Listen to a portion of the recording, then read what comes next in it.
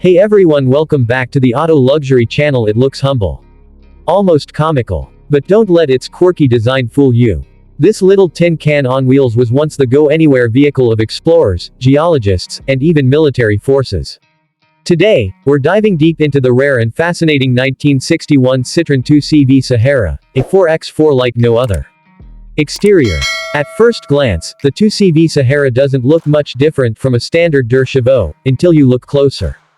Designed specifically for off-road use in rugged terrain, especially in North Africa, the Sahara was anything but ordinary.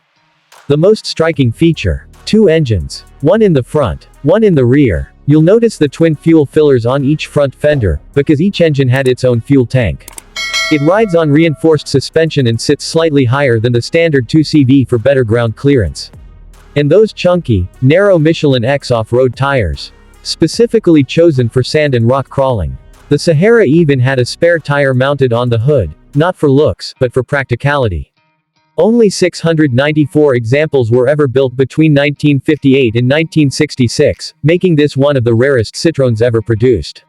Interior. Inside, the 2CV Sahara stays true to the Citroën ethos of simplicity and function over form. The seats. Removable canvas slings that could double as hammocks in the field. The dashboard is bare bones, no luxury, no nonsense.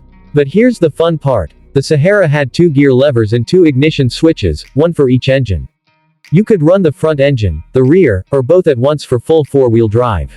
It also featured dual starter buttons, and the clever design meant that if one engine failed, you could still limp home on the other.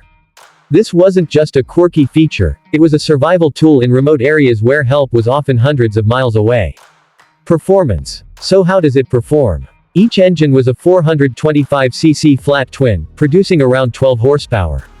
With both engines running, you got a combined output of 24 horsepower, modest, but remember, the Sahara only weighs around 600 kilograms. Top speed. Around 65 kilometers per hour, or about 40 miles per hour. It wasn't built for speed, it was built to survive. Thanks to four-wheel drive, lightweight, and a super flexible suspension, the Sahara could tackle terrain that would leave heavier vehicles stuck. And with front and rear independent engines, you essentially had built-in redundancy. One engine dies. No problem. Even today, the Sahara can still hold its own off the beaten path. The 1961 Citroën 2CV Sahara wasn't flashy, fast, or famous. But it was brilliant in its own way, a perfect example of French ingenuity tailored to a unique challenge. It's a reminder that adventure doesn't always need horsepower, sometimes, it just takes clever engineering and a whole lot of charm. Today, surviving Saharas are prized collectibles, often selling for over $100,000 at auction. Not bad for a car that once hauled water and fuel across the desert. Like what you see? Hit that like button and subscribe for more rare and quirky classics.